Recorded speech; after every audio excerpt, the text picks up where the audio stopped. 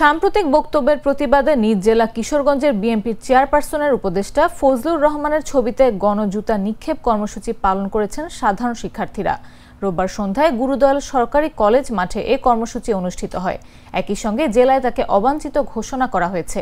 সম্প্রতি এক বেসরকারি টেলিভিশনের টক শোতে ফজলুর রহমান জামায়াতে ইসলামীকে কালো শক্তি এবং তাদের সহযোগীদের রাজাকারের বাচ্চা আখ্যা দেন। একই সঙ্গে তিনি দাবি করেন, গত বছরের 5 আগস্ট শেখ হাসিনার পতনের জন্য মূলত জামায়াত শিবিরের ষড়যন্ত্র দায়ী।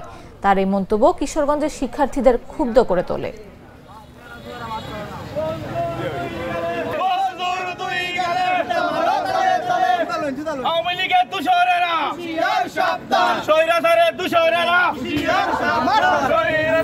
বিএনপির মুখোশ পরে তথাকথিত বিএনপি চেয়ারপারসনের উপদেষ্টা, যিনি গণ অভ্যুত্থানকে রীতিমতো 2 দিন পর পর হেয় প্রতিপন্ন করে যাচ্ছে।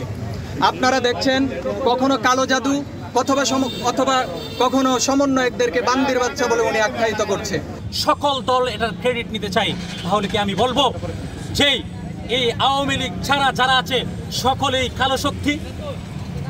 সকল দেশের মানুষ যদি এটার বিরুদ্ধে প্রতিবাদ না করে এবং অনতিবিলম্বে বিএনপির উচ্চ পর্যায় থেকে যদি এই ফজলুর রহমানের বিরুদ্ধে কোনো ধরনের ব্যবস্থা না হয়, তাহলে এটাই প্রতিষ্ঠিত হবে এই কালো শক্তির মাধ্যমেই 5 আগস্ট ঘটেছে।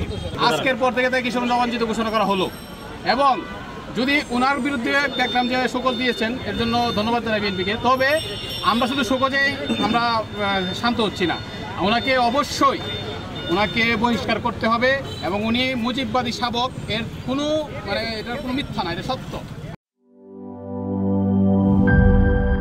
বান্ডেল থাকলে প্রতি সেনমানিতে টাকা বাঁচবে। বিকাশ সেনমানি বান্ডেল কিনে জিতুন প্রতি লেনদেনে।